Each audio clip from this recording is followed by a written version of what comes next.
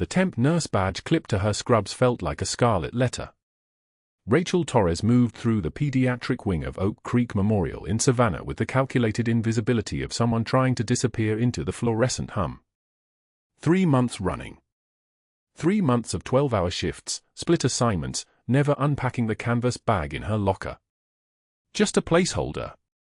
Just someone passing through while the real nurses, the ones with permanent badges and retirement plans, built their careers in hallways that smelled like antiseptic and broken promises. Her hands were what would give her away if anyone bothered to look. The knuckles bore white scars tissue from the time she'd kicked through the door of a Humvee buried under rubble in Baghdad, the metal frame refusing to give until her joints had. Muscle memory and desperation had taught her hands the language of violence first, and everything else, nursing, suturing, holding a dying soldier while waiting for evac, had come after. She wore long sleeves under her scrubs even in the Savannah heat. Old habits. Old instincts. The kind that didn't quiet just because you stopped wearing the uniform. In the supply closet, 3 minutes before her shift began, Rachel pulled her scrub jacket open and let her fingers find the faded patch sewn inside the lining, worn against her ribs like pennants. The special warfare emblem, barely visible, the stitching loose at the edges from 2 years of touching it every morning. She whispered Jamie's name to the humming of the fluorescent lights. Her hands trembled slightly, they always did when the day started, so she gripped the edge of the shelf and counted breaths until the trembling stopped. 12 counts in. Hold for 4. 8 counts out. Muscle memory worked both ways. When she emerged onto the pediatric floor, the chaos was already the kind that meant things were wrong in ways the attending physicians hadn't noticed yet. Monitors beat their hollow electronic rhythm, a sound like mechanical grief. A child cried somewhere down the hallway, not the sharp cry of a nightmare or a scraped knee, but the sustained wail of genuine suffering. Rachel's jaw tightened. She'd heard that sound before, in field hospitals where the triage tags determined who got treated and who got comfortable. Those sounds didn't go away even after you left the war behind. Dr. Hargrove moved through the pediatric wing like a man who'd never been questioned in his life. His white coat was pressed with surgical precision. His smile had the quality of something learned from a manual rather than something genuine. He was holding court outside room for 12, where a man in a dress uniform sat rigid in an uncomfortable plastic chair, his posture military enough to make the chair seem like it was sitting at attention beneath him. 4-star insignia on his shoulders. Eyes that had seen the kind of things that changed how a person breathed. General Marcus Brennan. His name was already whispered through the break room. 4-star attached to Special Forces Command, visiting his 7-year-old son Ethan, who'd been deteriorating in this pediatric ward for 6 days under the rotating care of 20 different physicians. 20. The number itself was a failure. 19 rotations meant 19 different doctors hadn't solved the problem. 19 opinions deferred to Dr. Hargrove's assessment. The 20th was probably already in the queue. The seizures are behavioral, Hargrove was saying, his voice carrying the absolute certainty of a man who'd never been wrong or had never met someone willing to contradict him. Deaf children sometimes develop pseudoneurological symptoms. It's actually quite common. Attention-seeking. Psychological manifestation of auditory deprivation. The boy's mind is creating problems that don't exist. The general's jaw moved. Not much, just a small flex of muscle, but Rachel could read that language. She'd spent enough time around men like him, men who held nations inside their certainty, men who'd learned that showing emotion in a room full of powerful people was tactical suicide. His son was deteriorating, and he was being told his son was making it up. His fever spiked to 103.7 last night, the general said. His voice didn't ask questions. It stated facts. His neck is stiff. He's been refusing fluids for 36 hours. Hargrove waved a hand as if he were dismissing a distraction during an important lecture. Behavioral resistance. Classic anxiety presentation. We're monitoring him closely. These things tend to resolve themselves once the child understands that the symptoms won't produce the desired response. He clapped the general on the shoulder, a gesture of patronizing reassurance that would have been insulting if it wasn't absolutely terrifying in its wrongness. "Trust the process, General. Your son is going to be fine." Rachel hadn't realized she'd stopped moving until she was standing still in the middle of the hallway.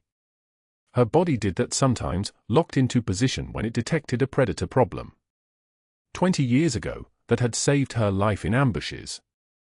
Now it just made her conspicuous in a way she couldn't afford. She caught a falling faux pole before it crashed against the tile floor, a small mercy from a passing resident who'd somehow managed to dislodge it while walking, and the sound didn't come. No clatter. No alarm. Just the smooth glide of her hand and the weight of stainless steel caught and steadied in the way that bodies learned when they trained for precision under pressure. She steadied a seizing child 2 rooms down with the same practiced calm, her hands moving with textbook precision through the steps of recovery position, monitoring airway, noting time of onset. 5 minutes. Mild rigidity. Fading. She never made eye contact with the attending nurse who'd been reaching for the same child. Just passed through and moved on like she'd never been there. Like she was already invisible. By the time she wheeled the medication cart past room for 12, she'd trained herself to move like furniture. Silent. Functional. Part of the background environment that nobody actually sees. But the door to Ethan's room was open, and she caught a glimpse of him on the bed, a small body, 7 years old, looking simultaneously too young to be so sick and far too old to still believe adults had answers.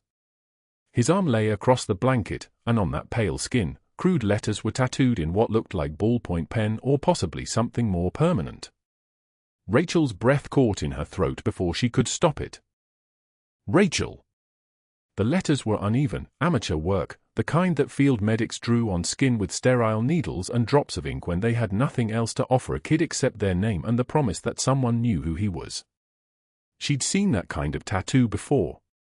She'd done that kind of tattoo before, on a terrified 7-year-old boy during a Baghdad field hospital rotation, 6 hours after his family had been caught in a firefight that she wasn't supposed to remember in detail.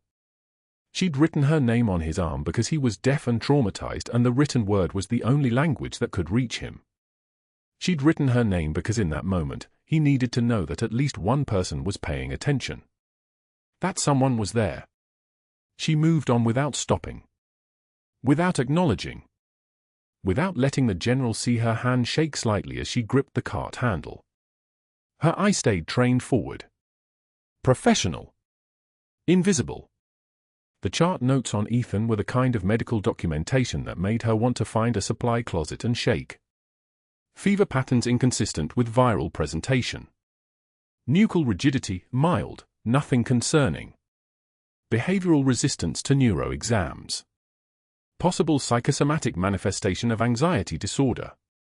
All 20 signatures deferred to the first assessment. All 20 doctors had looked at a sick child and seen what they expected to see instead of what was actually there. Rachel had learned that lesson in her first combat deployment. People see what they're trained to see. They miss everything else. The insurgent with the IED was the threat. The child carrying water was invisible. The medical crisis hiding inside a behavioral profile was impossible to notice if you'd already decided what you were looking at. She found herself standing at the window of room for 12 during the shift change, when the hallway traffic slowed and the physicians were in their afternoon briefing. Ethan lay in the narrow hospital bed, his small chest rising and falling. The general sat in that same plastic chair, the man's enormous presence somehow making him look smaller in the isolation of his son's illness. Rachel watched as the general reached out and touched the boy's forehead. Testing for fever. Looking for answers. Finding nothing. The general's eyes met hers for exactly 2 seconds. He looked at her temp badge. He looked at her scrubs. He saw what he was supposed to see, a temporary nurse, someone passing through, someone with no real stake in his son's outcome. His expression didn't change. Just a flicker of recognition that she existed, then away, back to the boy. Back to the desperate hope that someone, anyone, would figure out what was wrong and fix it. Rachel stepped away from the window. The afternoon briefing was starting.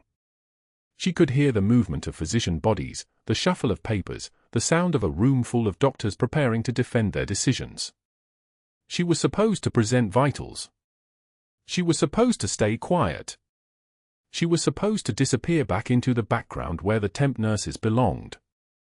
But her hand found the patch sewn inside her jacket as she walked toward the conference room, and she whispered something that might have been a prayer or might have been a promise. The only thing she knew for certain was that Ethan Brennan's seizures weren't behavioral. They were medical. They were real. And the 20 doctors already signed off on his chart weren't going to catch what they'd trained themselves not to see. The fluorescent lights hummed overhead like they were keeping time to something.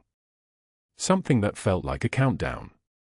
The morning briefing at Oak Creek Memorial smelled of stale coffee and antiseptic, the kind of chemical cleanliness that couldn't mask what lived underneath: desperation, failure, 20 physicians rotating through a case they'd all given up on. Rachel stood in the back corner of the conference room, her temp badge catching the fluorescent glare, watching Dr. Hargrove lean back in his chair with the posture of a man who'd never been questioned. The attending rounds were finishing. 7 residents sat in a semicircle, notebooks open, pens poised, waiting for the final word on Ethan Brennan, the 7-year-old deaf boy whose condition had deteriorated for 6 days straight, whose small body was shutting down room by room, organ by organ.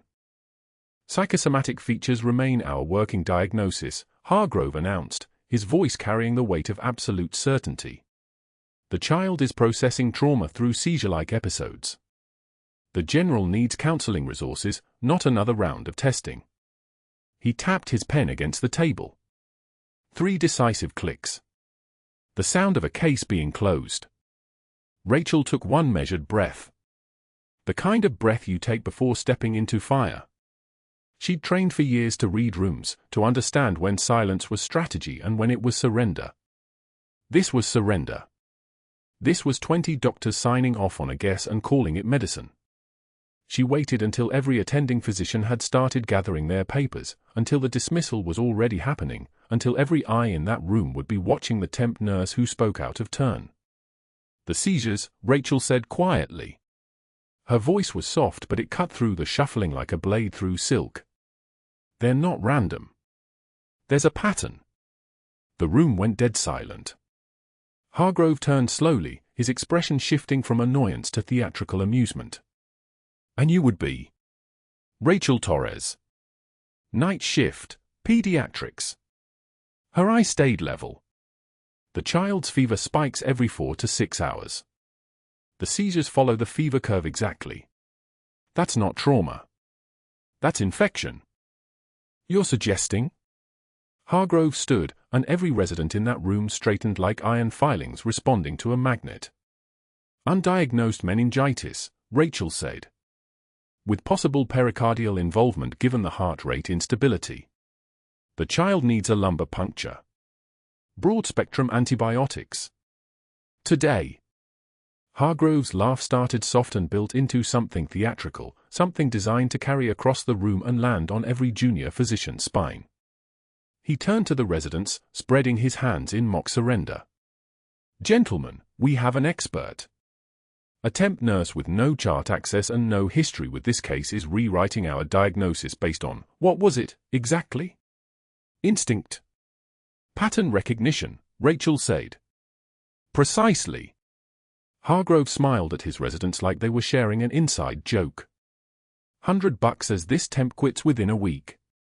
They always do when they realize real medicine isn't played by instinct and bulletin board wisdom. It's played by protocol. By training. By knowing the difference between observation and intervention. He looked directly at Rachel. That bet's still good, or are you one of the quiet types who just disappears? The laughter rippled through the room like a shock wave. Rachel felt heat climb her neck, not shame, but something sharper.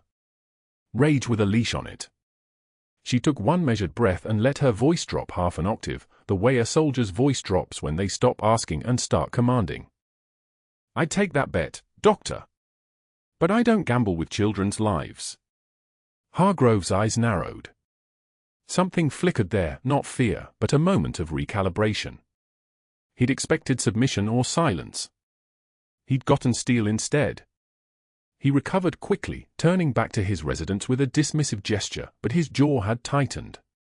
Rachel saw it. The resident saw it. The brief moment when the attending physician realized the temp nurse wasn't playing the role he'd written for her. That afternoon, Rachel carried her lunch tray through the cafeteria hallway, moving against the river of staff heading back to their stations.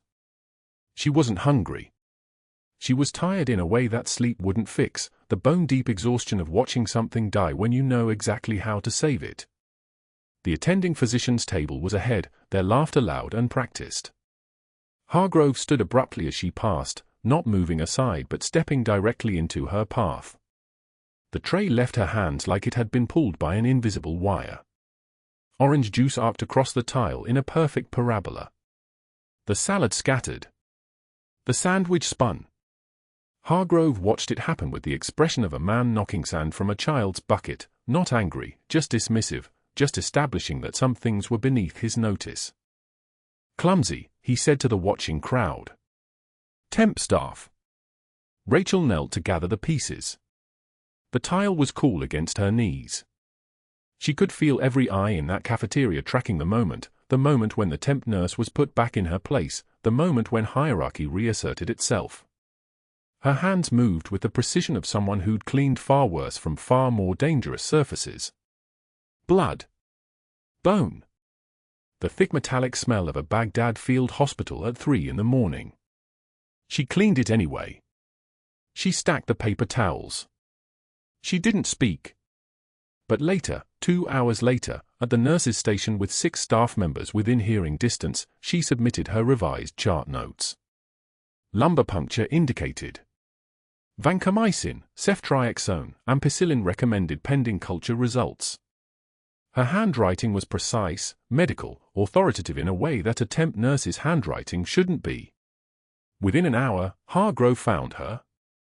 Pick these up, he said, and threw the papers at her feet. They scattered like wounded birds. His voice was low enough that only the nearby staff heard it, which meant everyone heard it. Sweetheart, temp nurses don't rewrite my orders. You want to play doctor, go to medical school. Until then, you follow protocol. Rachel knelt to gather the pages. Each one took a measured breath. She could feel the weight of the room, the sympathy mixed with the relief that it was happening to her and not them. The way survival always works. Sacrifice requires an audience. She stood. Her eyes found Hargrove's and held. A single tear escaped her left eye, not from pain or fear, but from the sheer gravity of what she was about to say, from the weight of everything she couldn't tell him. She wiped it away without breaking his gaze, her voice steady as a surgical laser, as practiced and calm as someone who'd made life-or-death decisions in the dark. I've picked up heavier things than paper, doctor, she said quietly. Like the soldier whose life you now can't remember saving. The words hung in the air between them like a challenge and a confession all at once. Hargrove's face went white. His mouth opened. Closed. He had no response because there was no response. He'd saved someone, that much was true, some case from years past, some surgery or intervention that had worked when protocol said it wouldn't. And he couldn't remember. The weight of that erasure, that irrelevance, crushed across his face for exactly 1 second before he buried it. He walked away. His footsteps sounded harder than they should. Rachel turned back to her work, aware that every eye in that station was locked on her. The pages were organized in her hands now, the charts restored to order. She felt her shoulders settle back into the posture of a temp nurse, small, deferential, invisible. But something in her had shifted. The mask wasn't broken, but it was worn now. There were cracks showing through. That evening, she watched from the ICU window as General Marcus Brennan sat beside his son's bed. The general held Ethan's small hand like it was made of spun glass, his 4-star uniform somehow looking smaller in that sterile room, his rank meaningless against the machinery keeping his boy alive. Rachel could see the tattoo on Ethan's arm from where she stood, crude letters in faded ink. Rachel. A name the child carried and didn't understand. A message from a field hospital in Baghdad, from a moment of connection that neither the general nor his deaf son remembered, though it had been carved into Ethan's skin and worn there for 7 years like a prayer. The general looked up. For a moment, just a moment, their eyes met across the distance. Recognition flickered there, something ancient and almost familiar. Then it passed. He was just a desperate father watching his son's monitors. She was just a temp nurse in the hallway. The moment dissolved into the ordinary cruelty of a hospital at night, where heroes and strangers pass each other in the darkness and never know the weight they're carrying. The 7th night arrived like an ambush. Rachel had just finished charting at the nursing station when the monitors in pediatric ICU room 7 erupted in a symphony of screaming alarms. The ventilator's rhythmic wheeze turned into something else, something panicked. She moved before thought, muscle memory taking over, her feet carrying her toward the sound before her conscious mind caught up. Ethan Brennan's small body had begun to fail.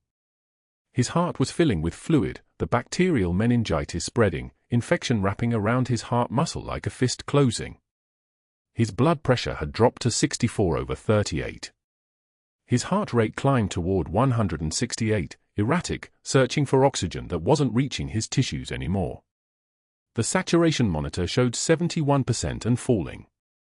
General Marcus Brennan stood beside his son's bed, still in yesterday's clothes, his massive frame suddenly made small by the gravity of what was happening. His hand, scarred, calloused from 34 years in special forces, held his boy's arm. The crude tattoo was visible under the hospital lighting, Rachel, written in the shaky letters of a field medic in Baghdad, a moment of hope tattooed onto a child who had no idea why his arm bore the name of a stranger. Rachel moved into the room with the kind of precision that came from training no temp nurse should have. She could see it immediately, the distended neck veins, the muffled heart sounds beneath the ventilator's hiss, the way Ethan's chest wall barely moved despite the machine forcing air into his lungs. Pericardial tamponade. The fluid compressing his heart, throttling it, crushing the organ's ability to beat effectively. Every second the pressure increased, Ethan drifted closer to the point of no return. "Where's Hargrove?" she asked the resident, whose name was Jackson, whose face had gone the color of institutional paint. "Board dinner. Some hospital fundraiser. He said he'd check back in the morning if anything changed. He said Ethan was stable." Stable. The word tasted like poison. Rachel's jaw clenched, but she didn't waste energy on anger. Not now. The machines weren't calling for judgment. They were calling for action. She moved to the bedside and looked at the general. "I need to drain fluid from around his heart. Right now. There's no time to wait for Dr. Hargrove." The general's eyes met hers for the first time, desperate, exhausted, the eyes of a man who had commanded special operations teams across 3 continents and now could do nothing but watch his child die. "Do it," he said. Not a question. A command from someone who recognized authority when he saw it. Rachel's hands moved with the terrifying fluid precision of someone who had done this before, though never in a civilian hospital, never in a context where she was supposed to ask permission first.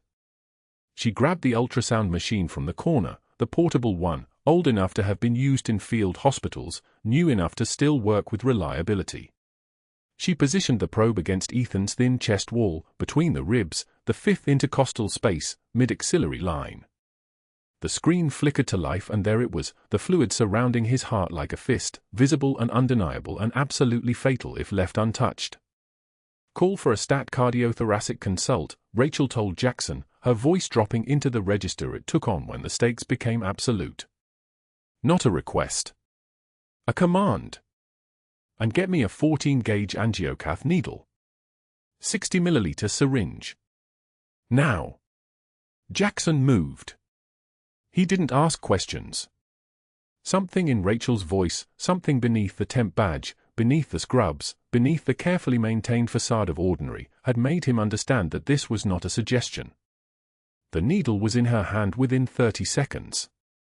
She could feel the general's eyes on her, could feel the weight of his attention, the measurement of her in this moment. She didn't think about it. Thinking was a luxury for people who had time. The ultrasound guided her hand. The probe in her left hand showed her the anatomy, the fluid, the heart compressed and struggling. The needle in her right hand found the space, broke through the parietal pericardium with a sensation like pushing through membrane, and then the hiss of air and fluid escaping. The sound of pressure releasing. The sound of death retreating. The first syringe filled. 60 milliliters of straw-colored fluid, the infection that Hargrove had missed, the diagnosis he had dismissed, the kill shot he had left in place for 6 days while 20 rotating doctors deferred to his authority and his certainty and his absolute, unwavering, catastrophic wrongness. A second syringe. A third. With each one, Ethan's oxygen saturation climbed. 71, 76. 82, the heart rate began to normalize, the desperate tachycardia easing as the organ could finally beat without the crushing pressure. The blood pressure rose, 68/42. Then 74/48. Then 82/54. Climbing back toward life. Rachel removed the needle, placed a bandage over the puncture site, and stepped back. The monitors still sang their alarms, but the song had changed. It was no longer the screaming of failure. It was the rhythm of recovery. Sinus rhythm, she said quietly, reading the cardiac monitor. His back. The general didn't speak. He simply gripped his son's hand tighter and closed his eyes, the first movement that suggested he could breathe again. Rachel stayed for another 45 minutes, monitoring the fluid drainage, watching the numbers stabilize, listening to the ventilator find its rhythm with a heart that could now receive the oxygen it was delivering. By the time she left the room at 2:17 a.m., Ethan was sedated, stable, and alive in a way he hadn't been for 40 minutes before. She walked back to the nursing station and sat down to complete the documentation. The chart notes were meticulous: time of intervention, fluid characteristics, vital sign response, procedural indication. She typed everything with the precision of someone who knew these words might matter someday, who understood that the truth, properly documented, was a kind of weapon. By 7 a.m., the lab results came back: Neisseria meningitidis. Gram-negative diplococci. Bacterial meningitis confirmed. Meningococcemia. Pericarditis from bacterial seeding. The exact diagnosis Rachel had suggested 4 days ago, the diagnosis Hargrove had dismissed in front of residents, the diagnosis that would have saved Ethan 6 days of deterioration if anyone had listened. Rachel was preparing a fresh bag of antibiotics when the elevator doors opened at 7:04 a.m. Dr. Hargrove emerged, his hospital coat immaculate, his expression composed, flanked by Chief of Staff Dr. Patricia Mendez and 2 security officers whose presence in the pediatric ward created a tension that made the fluorescent lights seem to buzz louder than before. Hargrove's eyes found Rachel across the nurse's station, and she watched his face process the information in real time, the fact that she was still here, that Ethan was still here, that something had happened in the 15 hours since he left for his fundraiser dinner. "We need to talk," Hargrove said. It wasn't an invitation. All 3 of us. They moved to the family consultation room, the small space where doctors broke bad news and families fell apart. Rachel chose the chair closest to the door. Hargrove took the one farthest from her. Chief Mendez sat between them like a referee who already knew how this match would end. "Dr. Hargrove has informed me of a serious incident," Mendez began, her voice carrying the careful neutrality of someone reading from a script she'd already rehearsed. An unauthorized invasive procedure performed on the patient without proper consultation or... The patient was in cardiac tamponade, Rachel said. Her voice was steady, the voice of someone stating observable fact. Heart filling with fluid. Blood pressure 64/38. Oxygen saturation falling. Dr. Hargrove was unreachable. "Exactly," Hargrove said, his voice carrying the smooth certainty of a man who had already decided what truth looked like. A junior resident and a temporary nursing contractor made a snap decision based on incomplete information. A dangerous decision. If that procedure had gone wrong, if there had been a complication, a perforation of the myocardium, a sudden dysrhythmia, we'd be talking about a fatal outcome on our hands. But there wasn't a complication, Rachel said. "Not this time," Hargrove replied. His smile was the smile of a wolf showing its teeth. "But the pattern concerns me. Your resistance to established protocol. Your suggestion of diagnosis outside the scope of a temporary nurse. Your willingness to override a senior physician's assessment." He leaned forward, his voice dropping, his next words meant for her ears alone. "You should have taken the bet and quit, sweetheart. Would have been easier on both of us." Chief Mendez cleared her throat. "Ms. Torres, I've reviewed your employment file. I note there's a significant gap between your last nursing position and your arrival here at Oak Creek. 7 years. That's quite substantial." Rachel didn't answer. She had trained her entire life not to offer unnecessary information to people who weren't asking the right questions. Dr. Hargrove also mentioned that he contacted your previous employer this morning. They expressed some concerns about your employment history. Questions about stability, judgment under pressure, patterns of insubordination. He contacted them at 7 in the morning. Rachel asked. "Not emotional. Not angry. Just clarifying the timeline, marking the moment when this stopped being about Ethan and became about something else entirely." "That's not relevant," Hargrove said. "What's relevant is that we have an unauthorized procedure, a procedural violation, and a temp nurse whose judgment in high-pressure situations is now seriously in question. We've requested an outside investigator to review the incident, and pending that investigation's conclusion, you're placed on immediate suspension of privileges." The door opened and a security guard appeared. Not a request, Rachel understood. A transition. The conversation was over. Rachel stood. Her hands were steady. Her breathing was even. 34 years of training, of learning to compartmentalize, to move past the moment and focus on what came next, kept her in place even as she understood what was happening. This was stage for strategic sabotage. Hargrove wasn't just defending his ego anymore. He was covering a malpractice case, and she was the only witness to his negligence. If he could discredit her now, before anyone else understood what had actually happened, he could rewrite the narrative. His misdiagnosis becomes reasonable differential diagnosis. Her correct diagnosis becomes luck combined with dangerous insubordination. The near-death becomes an opportunity to discuss her instability. She gathered her bag from her locker, the faded unit patch still sewn inside her jacket where no one could see it, where it had lived through civilian life and temp badges and the careful fiction of being ordinary. The security guard walked her to the staff exit, down the corridor where fluorescent lights hummed their impersonal song, past the nursing station where Jackson and the other staff deliberately didn't make eye contact. But in pediatric ICU room 7, as she passed, the general was sitting beside his son's bed. Ethan was awake now, still sedated but conscious, his small hand resting on the general's arm. The monitor showed a heart rate of 94. Oxygen saturation of 96. The curve of recovery visible in the machines. The general looked up at her, and for a moment his eyes met hers.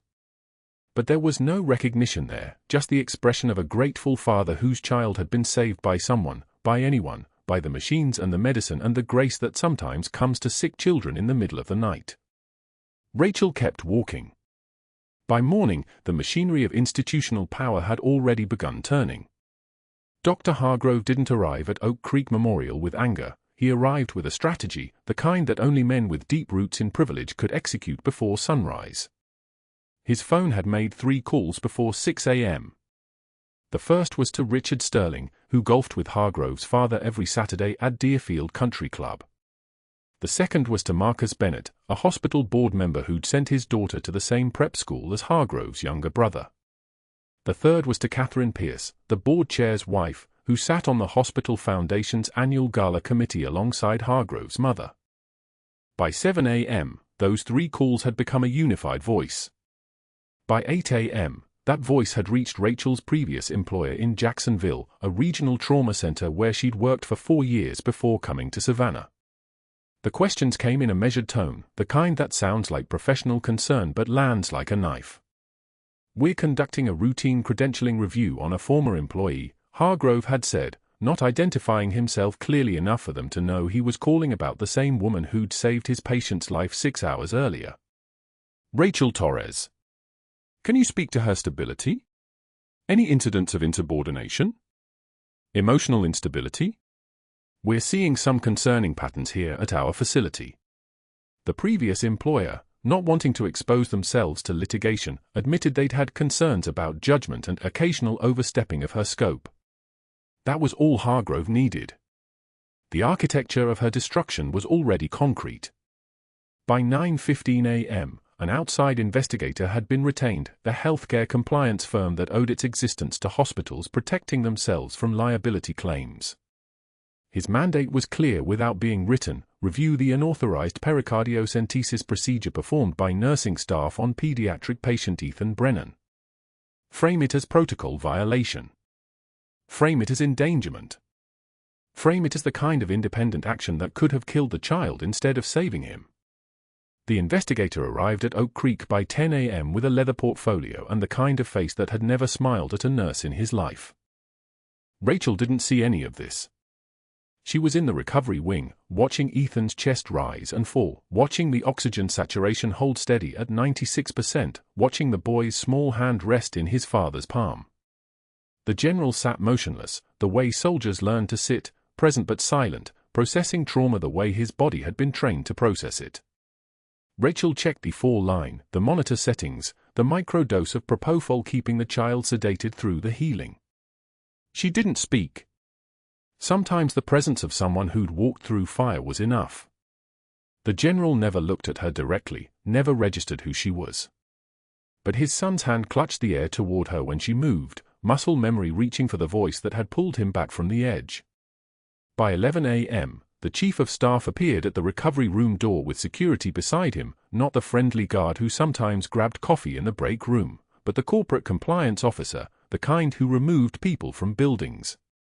Rachel knew what was coming the moment she saw their faces. She'd been trained to read threat assessment since 2001. She didn't flinch. She didn't argue. She simply nodded, clipped her temporary badge from her scrubs, and set it on the counter. The chief of staff's voice was practiced, the tone someone uses when they've rehearsed the words. We're going to need your resignation letter. Immediately. Your actions last night, while perhaps well-intentioned, violated 17 separate protocols. You performed an invasive procedure without attending physician authorization. You acted outside your scope of practice. Dr. Hargrove has expressed serious concerns about patient safety. Rachel's response was a single breath. Then, the patient's cardiac tamponade was going to kill him in 40 minutes. I saved his life. The chief of staff's jaw tightened. He didn't like having his narrative interrupted. That may be, but Rachel cut him off with the kind of voice that had commanded corpsmen under fire. Tell the general I'm glad his son will remember more than 6 years old. She didn't wait for a response. She walked past them both, past the security officer who didn't know what to do with someone who moved like they had nothing left to lose.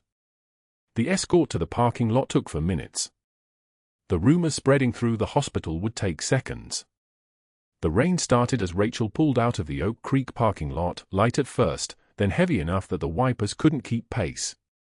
She sat in her car for an hour with the engine off, gripping the steering wheel, watching nurses and doctors cross the parking lot in ones and twos.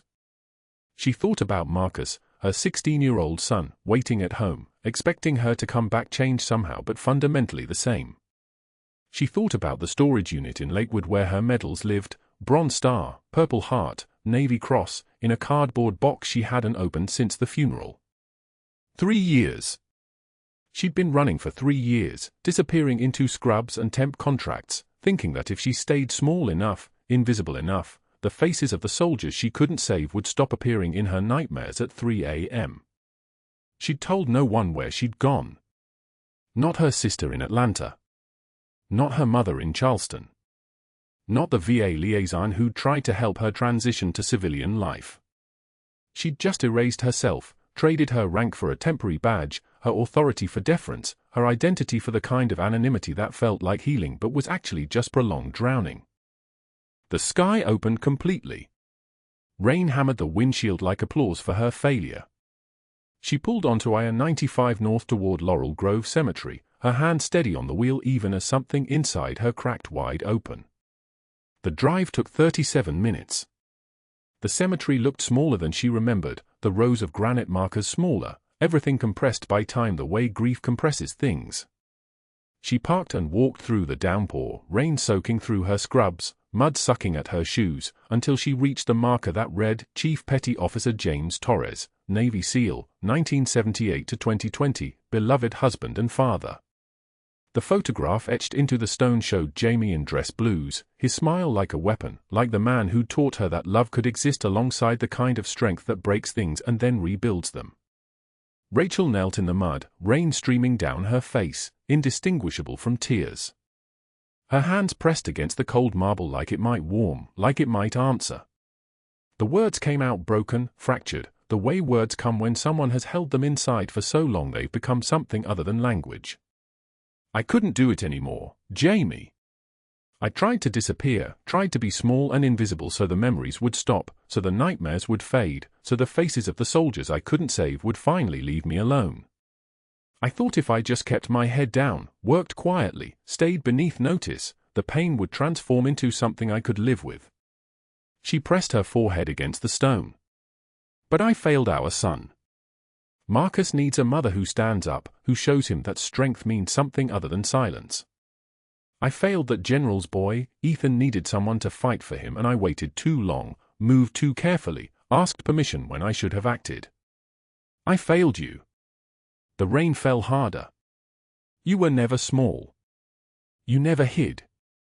And I became small because you died and I didn't know how to be big without you. She stayed there in the mud until her legs went numb, until the rain had soaked completely through her clothes, until the cemetery gates began their evening closing. Then she drove back toward Savannah in the dark, not knowing that everything was about to change, that the quiet life she'd chosen was already unraveling, that sometimes salvation arrives at the moment you've finally surrendered. The hospital board conference room smelled like anxiety and polished wood, fluorescent panels casting everything in the color of regret. They sat in leather chairs around a table that cost more than most nurses made in a year, the chief of staff, 3 board members, hospital security, and the legal team already drafting the final paperwork to erase Rachel Torres from their institution. It was 8:24 a.m. on a Tuesday morning. They had 43 minutes before the official announcement, before the local news got wind of another whistleblower being systematically dismantled. Dr. Hargrove sat at the head of the table in his pressed white coat, the weight of his network settled around him like armor. He had made 3 calls that morning.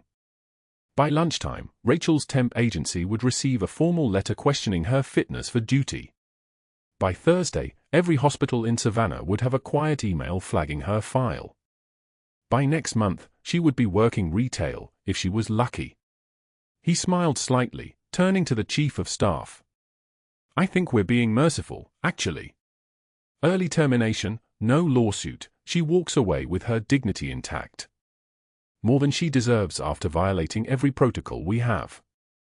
The chief of staff nodded slowly, pen poised over the termination letter. The security guard stood near the door, waiting for the signal. Then the doors burst open. A 16-year-old boy in a rain-soaked hoodie stood in the threshold, his backpack hanging open, photographs and framed documents spilling across the polished floor like evidence at a crime scene. His name was Marcus Torres. His face carried his mother's sharp eyes and his father's unshakable jaw. "Mom, they need to see these," he said, his voice steady as his hands gathered the scattered frames. "You can't let him win." The room went motionless. Completely motionless. The kind of silence that happens when the game board flips and everyone realizes the rules just changed. Marcus set the frames on the conference table one by one. Bronze star with Valor. Purple heart. Another purple heart. Navy cross. Each frame bore the same name in military gold lettering, Senior Chief Petty Officer Rachel Torres, United States Navy, Special Warfare Command. General Brennan stood slowly. His 4 stars caught the fluorescent light as he leaned forward, reading. His hands trembled, not with fear but with the weight of recognition. He knew those citations. He knew exactly what they meant. More importantly, he knew exactly what they cost. An FBI agent stepped forward from the back of the room where she had been standing silently for the last 6 minutes. Her name was Agent Chen. Her partner, Agent Morrison, moved toward the door with the precision of someone who had done this before. Dr. Samuel Hargrove, Agent Chen said, pulling a folder from her briefcase, "We have a warrant for your arrest on charges of federal obstruction of justice, falsification of hospital records, and conspiracy to impede a federal witness." Hargrove's face went white. Not pale. White. Like someone had drained the blood directly from his skull. "You contacted Ms. Torres's previous employer with false allegations of mental instability," Agent Chen continued, her voice carrying the mechanical precision of someone reading from evidence sheets. "You altered the incident report documenting her emergency medical intervention. You attempted to access her sealed military service records without authorization. You made a $15,000 transfer to an investigator in exchange for backdating his assessment of her actions. All of this is documented. All of it is recorded." Morrison stepped beside Hargrove's chair. The handcuffs made a soft metallic sound as they came free from Morrison's belt, a sound like a promise being kept. "You have the right to remain silent. Anything you say can and will be used against you in a court of law." The words came out flat and institutional. Hargrove tried to speak, his mouth opening like a landed fish. "This is a misunderstanding. I was protecting patient safety." "You were protecting your reputation," Agent Chen cut him off. "And failing. You're under arrest." The handcuffs clicked shut around his wrists, click, click, the sound of a career ending. Morrison read him his Miranda rights while the chief of staff stared at the framed medals as if they were weapons, which they were. The board members suddenly needed to check their phones. The hospital attorney began taking frantic notes, damage control, already calculating the lawsuit settlement. Nobody looked at Hargrove directly except for General Brennan, who watched with the expression of a man who had seen this exact arc play out across 3 continents. As Morrison and Chen escorted Hargrove toward the door, he tried one more time. "The board can discuss this. I have relationships." "I have?" General Brennan's voice cut through like a blade forged in a desert he had bled in. "You have nothing. You never did." The 3 board members who had golfed with Hargrove's father suddenly remembered urgent meetings. The chief of staff began drafting his own liability memo. The hospital attorney whispered something to security about full cooperation. In 90 seconds, Hargrove's network collapsed the way all networks collapse when they were built on power instead of principle, completely, utterly, without even the dignity of a slow fade. He was escorted out of the building with his hands cuffed, past nurses who watched in silence, past residents who recorded it on phones, past the exact same hallway where he had humiliated Rachel Torres just days before. General Brennan turned to Marcus. "Where is your mother?" Marcus hesitated for only a moment. "The cemetery. She's been there since yesterday." Brennan was moving before the sentence finished.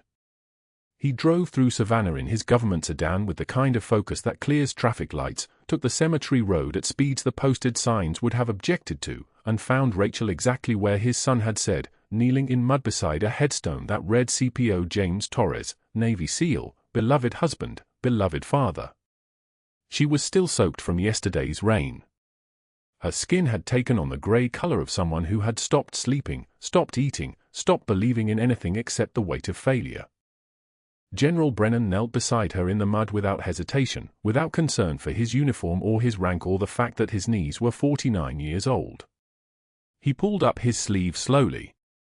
A tattoo of her name ran along his bicep in military lettering, the same name that had been tattooed on his 7-year-old son's arm. The same name she had whispered to him 47 times in a Baghdad field hospital while his blood stained her hands and her hands never stopped moving. "You said your name every single time I started to slip away," Brennan said quietly. 47 times. "Rachel, Rachel, Rachel." Like a lifeline.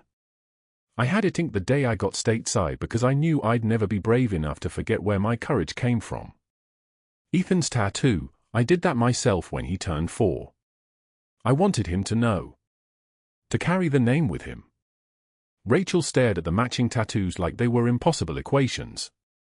"I don't feel courageous," she whispered. "I ran away. I chose invisible. I failed everyone." "You came back," Brennan said simply. "That's harder than being brave. That's the thing they don't teach you in the military. Coming back is the real mission." 6 months later, Rachel Torres sat in an office on the 3rd floor of Oak Creek Memorial. The door read Director of Emergency Medicine. She had accepted the position on a single condition: a complete overhaul of patient safety protocols, mandatory listening training for all attending physicians, and the establishment of a patient advocacy office staffed by people trained to challenge authority without losing their careers. The board had agreed to all of it. Hargrove's legacy had made them eager to be cooperative.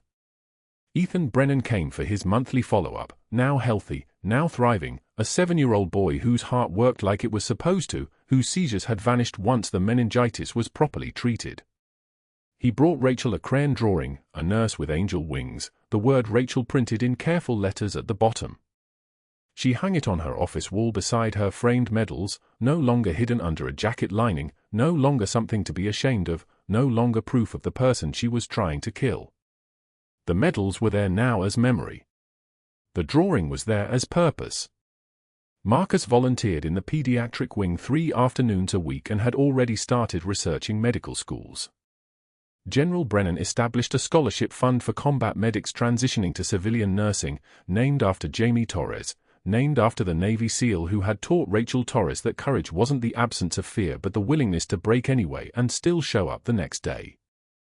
Dr. Hargrove's medical license was suspended pending criminal trial on charges of federal obstruction. His lawyer negotiated a plea agreement. His sentence was 18 months in federal prison followed by 5 years of supervised probation.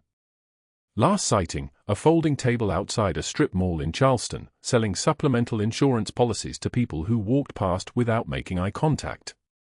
His former colleagues didn't acknowledge him. His network, built on fear and privilege, evaporated the moment he couldn't hurt anyone anymore.